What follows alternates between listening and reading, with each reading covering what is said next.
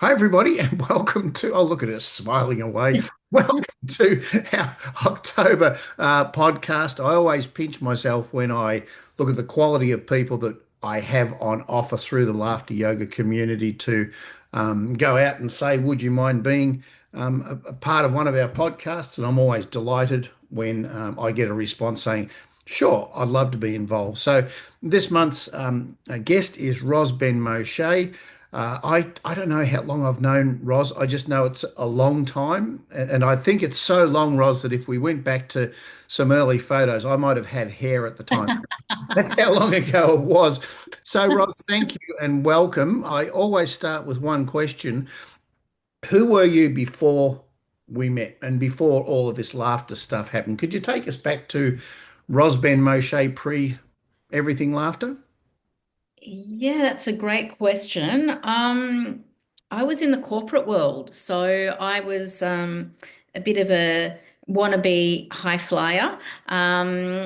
So I was actually the executive director of the Australia-Israel Chamber of Commerce, and this is going back about 30 years.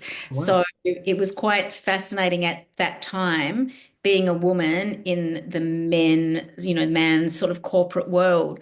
And on the face of it, I was leading a successful life and, obviously, it gave me a lot of meaning, but it didn't really give me, that sort of joy, that sort of, I didn't really feel like that's where I belonged.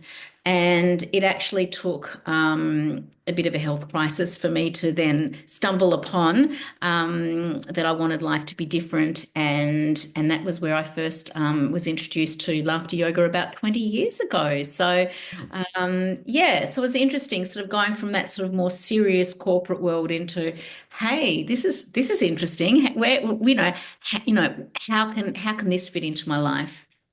Well, that's interesting. That health crisis without, and I'll let you go as far as you want to with that. Could you relate that back to your work? Part of it definitely was because I got chronic fatigue syndrome, which Oh. the other name for it is yuppie flu. So, so I ticked a lot of those boxes really. It was a pretty full on sort of life at the time. And I think that often these health crises happen when we're not living our life according to, our authentic selves. And as I say, whilst on the superficial level, or was, well, and productive, and I was performing well on the inside. Obviously, there was I suppose a bit of cognitive dissonance, just that didn't quite sit well with me.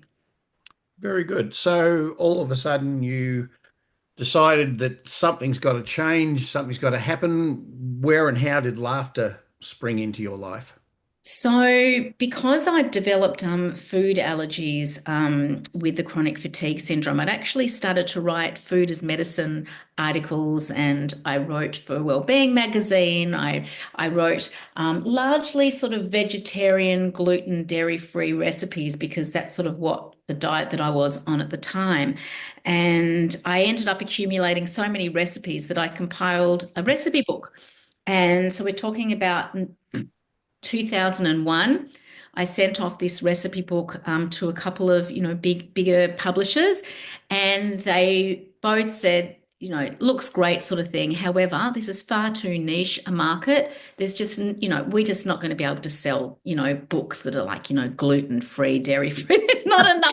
There's not a big enough audience. It's like profits they were not. Um, Ros, I think it's time for a re-release. Yeah, it's There yeah, is you're a market there right. now. Yeah, yeah, I think I've missed that boat. Uh, but anyway, I know. But I basically realized that there was more to well-being than just food. People sort of, place a very large importance on, our nutritional aspect in terms of our well-being. And whilst that is really important. It's not the whole picture. So I thought, I don't know enough about what is this whole picture. So I decided to go back to study. And I wanted to do a postgrad in health promotion at Trobe University. But before they would let me in to study, they said, you've got a Bachelor of Arts, you've been in the corporate world. You need to get some sort of equivalent experience. So volunteer, do some stuff, and then come back to us. So as luck would have it, there was a World Health Organization health promotion conference in Melbourne. So I volunteered as a rapporteur to go and report on the various sessions. And one of these sessions was a laughter yoga session, Oh, facilitated by Philippa Chalice, oh, who began the laughter clubs of Victoria and based in Geelong. And I went along to this 30-minute session expecting that I was going to, take notes, but anyone who's done laughter yoga understands it's not about taking notes. It's about just, going with it, participating. And in that 30-minute session, I got a bigger sort of like health sort of boost than I had over the years, from various going into, various medical offices and seeing various specialists. And I thought, wow, that was slightly unusual, but really powerful. And I knew then I didn't know what I would do with it, but I knew I would come back to it because it was just so impactful, and it was an absolute blast. So that's going back to 2003. yep. And then I started studying, and I realized there was lots of talk about mental health, but what really was being talked about was stress and depression and anxiety. And I'm thinking, hold on a second, what about laughter yoga? Like laughter's like really positive mental health. So that's when I trained back in 2003 with Philippa. And the rest, as they say, is history. Wow. And today, at the time of this recording, is the 10th of October, which is World Mental Health Day, actually. So there's a nice alignment there. So moving forward, you um, decided to write a book, and I have this book here. I bought it. It's called Laughing at Cancer. I'm sure you're going to tell us the background behind that book. It's an outstanding, very emotional, very personal book. The thing that got me was laughing at cancer. I looked at that and I went, "Urgh." Can you tell us the story behind why the title, and then Sure. of course the book, which is really quite amazing. So I think a lot of basically people throw a lot of things at cancer, and basically it's, chemotherapy, it's surgery, it's all this negative stuff. And I thought, well, if people control all of that stuff as an antidote, as a way to heal from cancer, let's think about the title of Laughing at Cancer. And it wasn't something that I came easily to. And in fact, I got two publishing offers, and one of the first publisher said, great book. You'll have to change the title though. Ah, And then the second publisher said, great, we love it. And so I suppose laughter in many regards was my weapon of choice. So the backstory is that about 12 years ago, out of the blue, I got a bowel cancer diagnosis. And nothing funny about that. I certainly was not in the mood for laughing. And then so I suppose the genesis of this book was, when you get a big out of the blue diagnosis or crisis happens, it's like, what do you do with all of this? What do you do with, what do you do with all these negative thoughts, the mind chatter, the everything?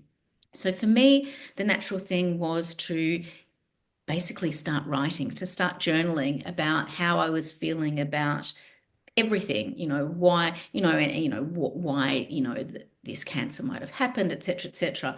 So, but very early on into my writing, I'd sort of do a journal entry, and then I would sort of have this discussion in my head with a future envisioned audience. It's like, well, what would you do? What would you do if you got a a diagnosis out of the blue, how would you respond? Would you go into that sort of woe is me, or, could you find anything remotely positive about this diagnosis? But it was more than that. It was the getting a pen and sort of really challenging this diagnosis was very important to my healing. So very early on, I sort of had this discussion in my head about the little C versus the big C.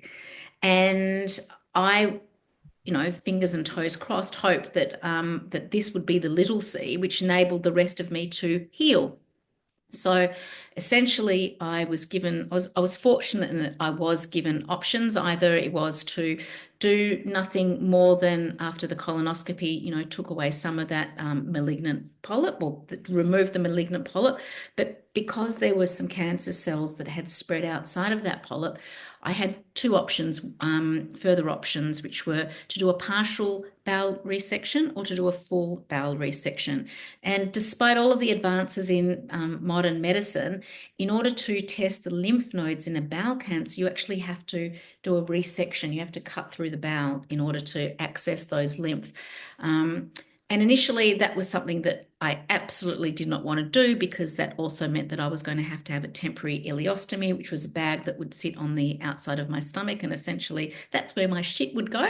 I, And I wish I had one of them sometimes where I could put all my shit. yeah, yeah.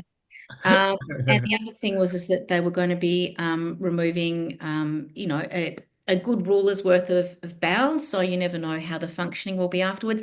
And because of the placement of where the polyp was in my rectum, basically they were remodeling a whole new rectum for me.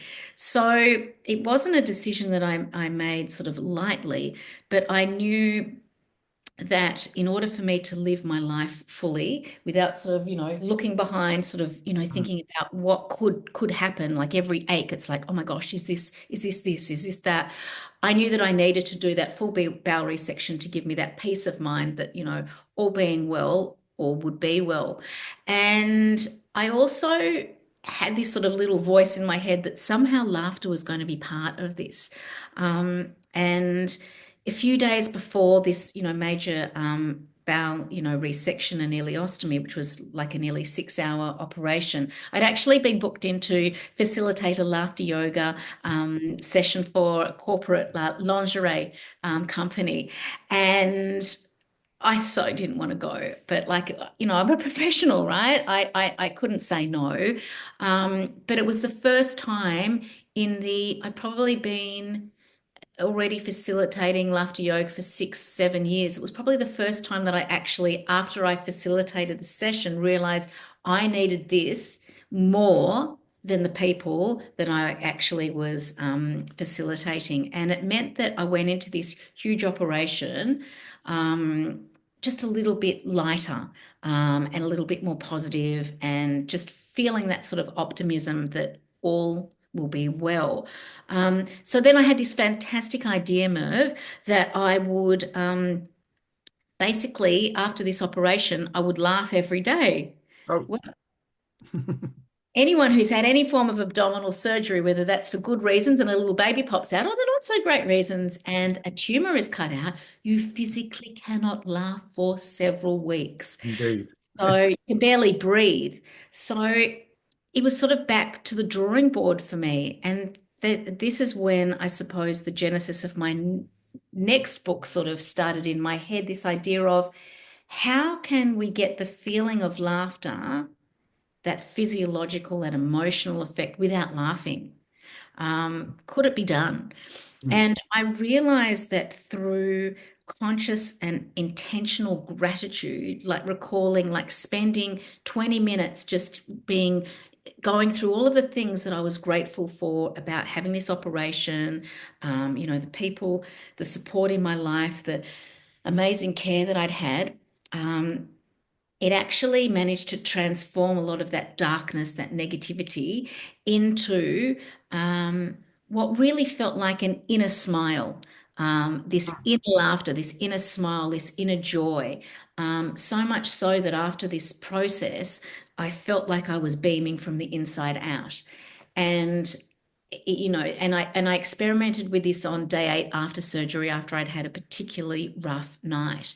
And it really struck me at how much power we have as individuals, how we respond to to life. So, do we meet it with gratitude and sort of empower that laughter effect, that inner smile, or do we give a lot of attention to the challenges, the hardship, the way that the disappointment with how you think that your life was going to be and how it actually is, that sort of conflict. And that was enough to sort of put the first sort of, I suppose, genuine smile on my face that had since the surgery, because it was so huge. And obviously the knowledge that, thank God, the cancer had not spread made a huge difference.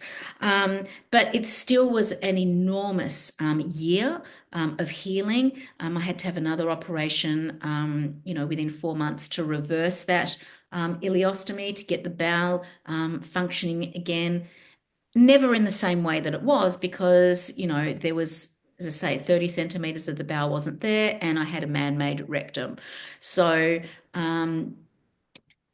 but again, like, as soon as I could, I would make a conscious effort to try and get, some laughter, which wasn't like a laughter yoga thing. It was more, I, had a husband and 2 kids. It's like everybody was part of this journey. Whilst things were happening to me, everybody was involved. So one of the first, I suppose, therapeutic moments that I used with laughter was we would sit down on the couch, all of us, and we'd take turns choosing a comedy. And this was really healing as a family, as individuals. It was really powerful. You talk with such openness about a very, very personal situation. We all have our stories, and so many people don't want to share their stories, probably from a vulnerability point of view, yet you speak so openly about it. What would you say to someone who's holding back on their own personal story that might be able to assist somebody else with some hope or some meaning? Yeah.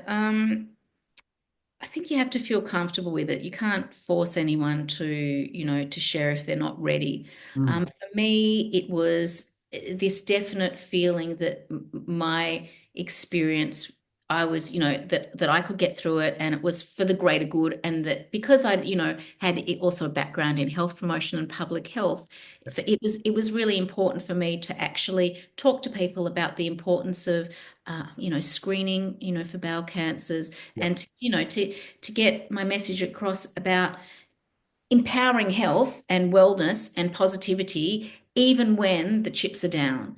Yep. Um, so I think if it serves someone well to share their vulnerability, that's good. But everybody deals with things in different ways, and there's no right way and wrong way. For me, that was the right way. Nice, wonderful explanation. So we're going to pass that book over here, Laughing at Cancer, which I'm sure is still available, and we're going to. Actually, speaking of that, it's actually just been picked up again by Simon and Schuster. It's been re-released this month. There we go. I did not know that. So, I know it came out of the blue. They basically took over my old publishing contract. So yes, it's now available again. so you don't have to get the old copy that I've got. There is a new release there. It has been updated as well. What a wonderful marketing plug, which then leads on to your next book. And this is by far and away, and I think I've read a lot about laughter, etc. This is by far and away the best laughter book I have ever read. Tell us the background behind this one, and especially the laughter effect, which you've actually turned into a brand, which I really enjoy. Thanks, Mo. That's very kind of you. So the background to this is that, so yeah, so we had the Laughing at Cancer experience, which is not just about people, using these strategies, for a cancer diagnosis. It was for, any form of health crisis, financial crisis, any sort of, personal crisis. But I felt that there was a lot more to the story. And I wanted to sort of, speak to a broader audience. And I I suppose, being, a laughter researcher, we've collaborated, with the dialysis project, and I've done some work with my students and also in aged care, and just being, in this laughter, wonderful laughter yoga, international laughter yoga community. I saw that there was so much richness there to sort of mine. So I always knew that I would want to write the bigger story, about the history of laughter and humor and laughter yoga and how we can get more of it, and how we can sort of, make it an intentional practice, not leave laughter and feel good emotions to chance, especially when you're going through challenging times. So I thought 2020 is going to be my year. It's going to be year sunshine and fun, and I'm going to write my next book. um, so I was very lucky. I got a publishing contract at the end of 2019. 2020 was going to be my fun year. And as we know, COVID hit. And at the beginning, when I had, the idea to write this book, I thought it would be a good idea and that it would be, well received. But obviously, I had no idea that COVID was going to, totally transform the globe. Mm, And so now this writing was even more important because so many people were, having such a tough time. There was physical loss, there was, health. People, still haven't, bounced back. And I realized that people need strategies to basically, be able to grow the goodness in their life, to grow the laughter, to grow the joy. And I needed to, I couldn't just sort of say this is just like a good thing to do because I think it's a good thing to do. I realized that I needed to justify it. I wanted this to be a serious book. mm, I didn't want it to be laughed at. yeah, So I really wanted to include research, but I also wanted to include anecdotes. I also wanted to weave in my personal story. So what we have is, really, I suppose, a step by step approach to empowering that laughter mindset, to get that laughter effect happening. And as I discussed earlier, it's not necessarily always about the ha ha ha laughter. It can also be about that internal, laughter, positivity, gratitude, the things that spark that inner smile. Um, and yeah, clearly, I was right in thinking that there was a need for a book like this because it's been picked up. It's now translated into 9 languages. So, um, and and I think the beauty about it is, I think there's lots of misperceptions about laughter. People think that it's a very simplistic thing. It's like, yeah, people laugh. They don't think about it. Whereas this book, I suppose, gives people a bit more context about how important laughter and smiling is to our personal evolution. How we ha ha ha before we da da da or ma ma ma. Why, laughter and smiling is essential. You're a business person, Merv, in terms of connecting with people. People are more interested in what you have to say if you share a laugh, if you can smile with them. It decreases anxiety, it creates that connection and bond. And whilst I thought that I knew quite a lot about laughter, having, been in this field for a while, I was blown away at how many new insights, that I discovered. yeah. Even if there was a Japanese study about how laughter can actually change one's genes, and I'm not talking about the blue genes type. Um, and how laughter, the laughter effect can actually not only just be, employed in a personal sense, but also in a population sense. A Mm. supermarket in Denmark, is programmed that the doors will only open if you smile. Um, and you know, and and then there was this fabulous program in Melbourne, in Victoria, where it was a smiles per hour campaign, to get a suburb, the city of Port Phillip, St Kilda, where there was quite a bit of mistrust, not, great social connection between neighbours, to have this active smiling campaign going. And that went on for years. And it really meant that, it there was a decrease in crime, there was more social engagement, people felt happier about where they were living. So this thing that we sort of take for granted, unless, for whatever reason it's taken away from you temporarily or permanently, um, is so layered and so important to us as individuals and as a society. And the first thing that tends to go when you go through global hardship, when you go through personal hardship, is the smiling, is the laughter. So the laughter effect is about acknowledging that, yeah, things can get really tough, but don't turn your back on the things that can make them just a little less tough, just to bring a little more lightness in your day. And it's a really powerful tool in which you can live your life. Beautifully said and beautifully promoted. The book is The Laughter Effect. I highly recommend everybody gets it and reads it. It probably doesn't hurt, Roz, the success of the book when you've got on the back. She is an adjunct lecturer at Trobe University where she teaches positive psychology and health promotion. Thank you very much. Tell us about I think it's an 8-week program you've actually put together on laughter that runs at La Trobe University. Yeah, so that was another opportunity that I pitched during COVID.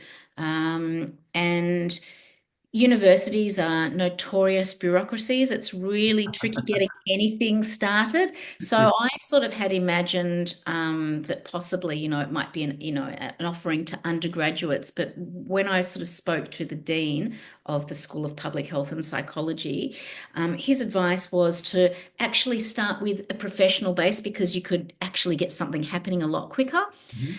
And I thought the need during COVID, we didn't want to have like 2 years of, hoops and loops. So I came up with the idea for it actually was 5 weeks in the end. It was four 90-minute sessions and one 2-hour session for professionals, all online. And it's the Laughter, Resilience and Wellbeing short course. And essentially, for the first 4 weeks, I would sort of impart, a little bit about the history of laughter, the science of laughter, the philosophy of the laughter effect. And spotlight on laughter yoga and laughter wellness. And then in the fifth week, it was an opportunity for learners to come up with their own pitch in their workplace, Oh, how they could introduce a laughter project into their workplace. And honestly, it was so inspiring. I've run the course now a couple of times, and I had people from all over the world, which was a real bonus. That obviously, if it was in person, it couldn't have happened. And we, had nurses. We had a dog trainer. We had HR. We had teachers. We had psychologists. We had someone in climate change. Uh, it's such a diversity of people who took some of these learnings and made it their own. And either taken it into the classroom or considered it in terms of policy, and really very inspiring. So the idea is that we'll facilitate this program again, or have another sort of level of training for people. So yeah, it's out there, and yeah, it's certainly one of the most unique courses that's on offer in this sort of area anyway. I've never heard of one anywhere like it. So well done, you, Roz. Where can everybody find out about the books and this course and everything about you? Where should they go? Um, Probably my website. If you just put my name in, Ros Ben-Moshe, it'll come up with Ros. Ben-Moshe. I don't know what it is, underscore something. We'll Find put it. we'll And put it in the link. yeah, thank you, thank you. And the Laughter, Resilience, and Wellbeing course, it should be on my website. If not, you can always, Google Latrobe Laughter short course. Brilliant, brilliant. Yeah. Last question for you. This has been amazing, amazing to hear what you've done. What's left to do, Ros? What haven't you done? You're clearly in a situation where you could do something even bigger than what you've done. What is it? What is it? Tell me what it is. Well, you've inspired me, Merv. Podcasts definitely up there. Um, it's also it's interesting. The world is not reading as much as it used to, so it's Ah, about that you have to sort of think about, the best way in which you reach people. So I want to do a podcast. I've had something sort of pitched, but who knows? I want to write my next book. So and we will see where it takes me. So. Yes, the world is our laughter oyster. it certainly is. Ros, it's been an absolute delight. I knew we'd have no trouble filling the 30 minutes. So thank you for your time and all strength to you in everything that you plan to do. It's been amazing having a chat to you, and thank you so much. Thank you, Merv. Great. This is a great initiative. So well done, you. Take care. Bye bye. Bye.